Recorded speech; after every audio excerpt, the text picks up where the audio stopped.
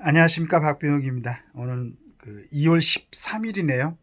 연휴가 끝나고 일상으로 돌아오는 이제 첫날입니다. 아침에 보니까 오랜만에 김대중 칼럼 리스트에 보수 언론이 보수 정권 더 비판해야 하나라는 제하에 이제 글을 써놓으셨는데요. 권력 비판은 언론의 존재 이유, 보수 언론, 보수 정권 퇴진의 순기능, 좌파 언론은 좌파 권력 비판에 그렇게 엄중하게 임했나.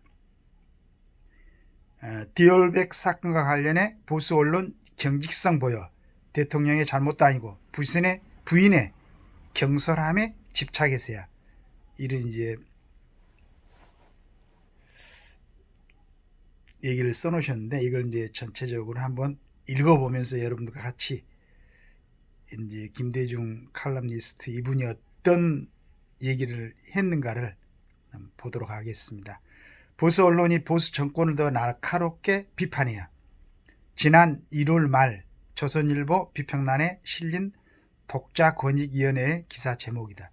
보수 언론의 시각으로 보수 정권을 비판하는 것이 좌파 언론의 비판보다 정부 여당에 보다 날카롭게 느껴질 수 있다는 것이다. 교과서적으로 말해서 언론의 권력을 비판하는 것은 언론의 존재 이유이다. 그 대상인 권력이 우파건 좌파건 상관이 없고, 언론이 보수적이건 좌파적이건 상관이 없다. 언론의 존재 이유는 비판 기능이다.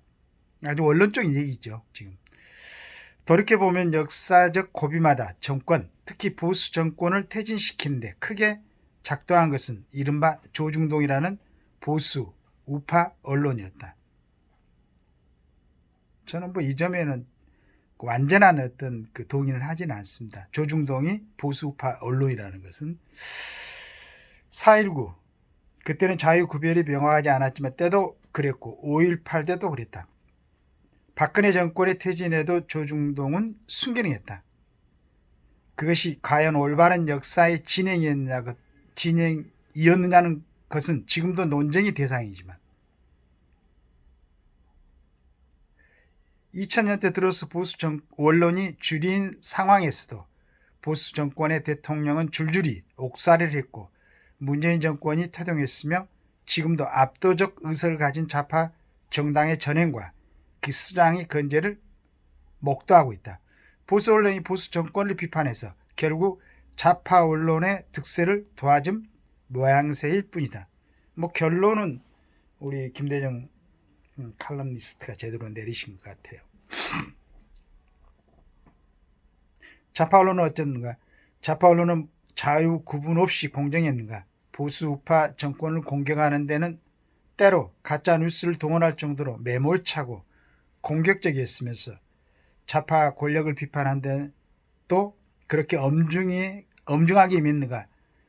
한 대표적 좌파 언론은 문재인 정권 시절 한 3억 원의 내부 고발 사건은 아예 보도조차 하지 않아 자체 노조에서 고발당한 적이 있다. 한 언론 담당 기자는 좌파 언론이 좌파 권력을 비판한 것은 지난 10수년간 본 기억이 없다고 말하고 있다. 비평자들도 보수 정권에 대한 보수 언론의 태도는 비판하고 나서면서 좌파 언론의 편파적 보도에는 입을 닫고 있다. 굉장히 이게 문제가 심각한 부분이죠. 그런 의미에서 보수 정권은 동네 북인 셈이다. 여기서 비판자들로 우리가 볼 수 있을까 하는 의문을 갖고 있습니다. 좌파 언론에서 무차별한 공격과 선동성 비판을 당하면서 보수 언론의 협공도 받아야 하고, 게다가 비평자 또는 관전자들의 비판까지 감수해야 하는 처지이기 때문이다. 나는 요즘 김건희 여사의 이른바 디올백 사건과 관련해서 보수 언론의 경직성을 본다. 대통령 부인이 그런 선물을 친북 인사에게 맥락 없이 받았다는 것 자체는 잘못된 일이다. 무엇보다 이 사건을 이렇게 오래 끌도록 고집부린 대통령 측의 태도도 이해할 수 없다. 하지만 이것이 과연 집권 2년차 윤 정권에 타격을 줄 만큼의 큰 정치적 사건인가? 미국 언론도 크게 다루고 있지만 큰 맥락은 백을 받았다는 것의 잘잘못을 따지기보다 이것이 한국 사회에서 크게 화제가 되고 선거에 영향을 미칠 정도가 됐다는 점에 새삼 놀라고 있다는 느낌을 받는다. 미국 언론 같은 데서는 뭐 이백 받았다는 게 이게 이제 잘잘못을 떠나가지고 이게 과연 지금 총선을 앞두고 있는 한국 정치 사회에서 이 정도 타격을 줄 수 있는 일인가에 놀라고 있다는 얘기죠. CNN이나 뉴욕타임즈에서. 4월 10일 총선거는 한국 정치 지형에서 중요한 의미를 갖는다. 한국의 자유의 지평을 가름하는 선거에서 대통령 부인의 선물백이 유권자들의 결정적 선택 자료가 된다면 어쩔 수 없는 일이다. 국민을 나무랄 수는 없는 일이다. 이제 우리 김대중 선생께서는 국민을 나무랄 수 없는 일이다 하셨지만은 이 부분에 국민도 실은 책임이 있는 거죠. 이런 부분 정도는 지금처럼 전 세계에서 가장 이렇게 대학 입학률이 높다는 대한민국에서 이런 부분은 그러니까 언론들이 어떻게 싫든지 간에 비평자들이 어떻게 비평을 하든 간에 이 정도는 국민들이 선택해서 볼 수 있는 지력을 갖출 때가 됐는데 이게 이제 굉장히 아쉬움이 있는 거죠. 국민을 탄할 수 없는 게 아니죠. 하지만 판단 준거는 대통령의 중요한 정책적 결정, 안보 국방의 방향 설정이고 국민의 경제적 삶이지 대통령 부인의 백수수에서는 우리 수준이 너무 허무하지 않는가. 맞습니다. 너무 허무한 거죠.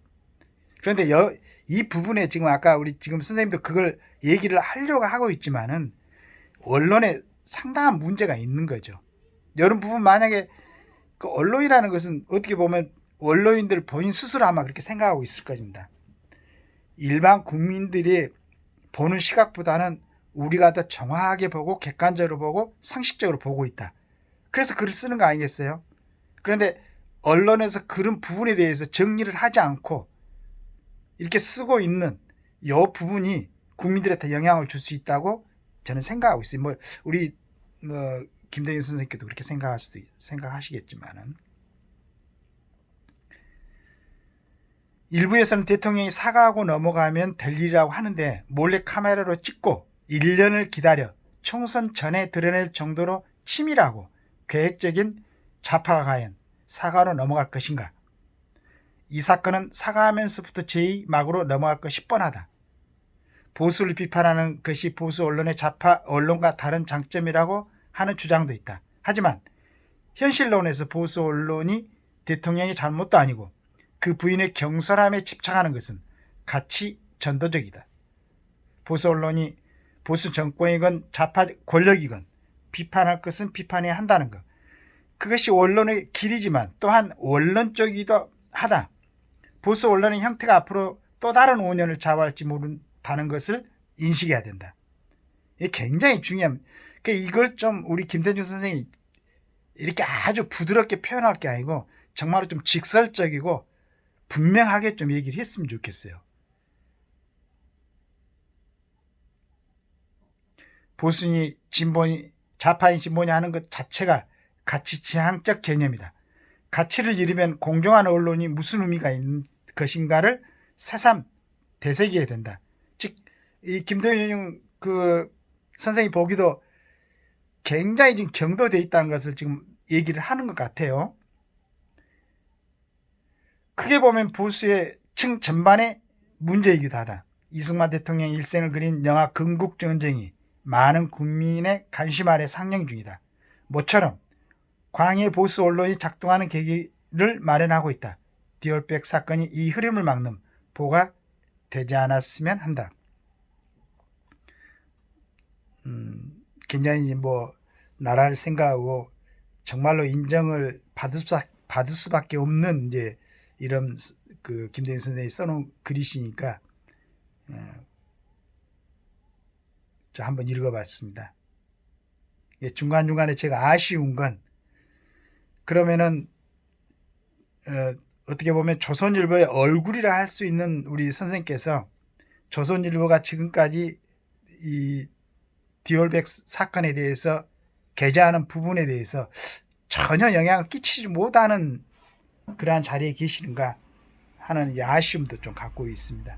이건 항상 얘기하지만은 지금 전체적으로 그 최재형 그 목사란 사람, 우리가 목사라고 불러야 됩니까?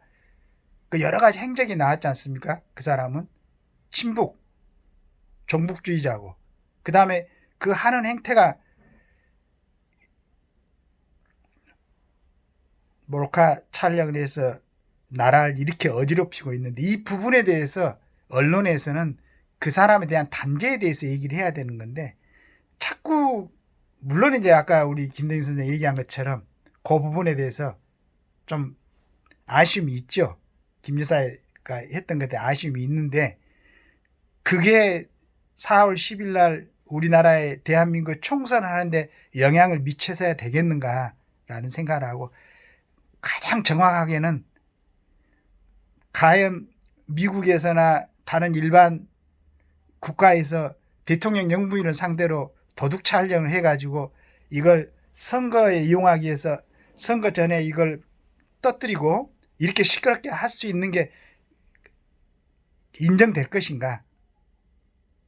근데 여기에다가 우리 보수층이 믿고 있는 조중동에서 계속 오히려 부채질을 하고, 또 거기에 뭐 가끔씩 뭐 여러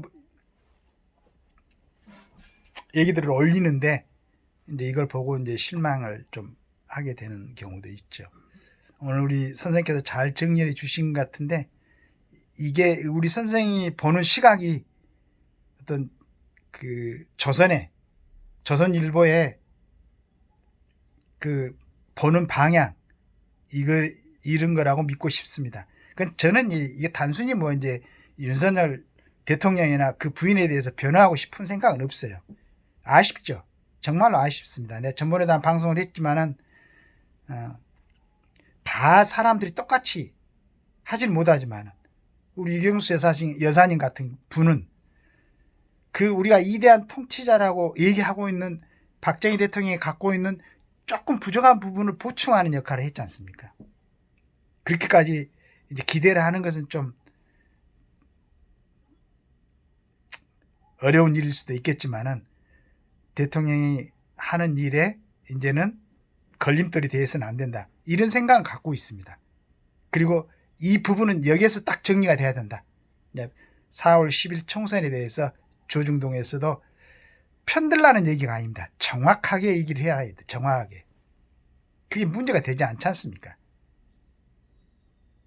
오늘 잘 이걸 정리를 해 주셨는데, 요 지면에 이렇게 실으실 것만 아니고 조선일보에 앞으로 그 글을 쓰는 방향, 편집 방향에 대해서도 좀 관여를 해가지고 정말로 중요한 시점에서 중요한 역할을 할 수 있도록 힘써 주시기 바랍니다. 난 이건 어떻게 보면 조중동이라는 이 보수 언론들이 보수하고 사촌지간이 아닌가.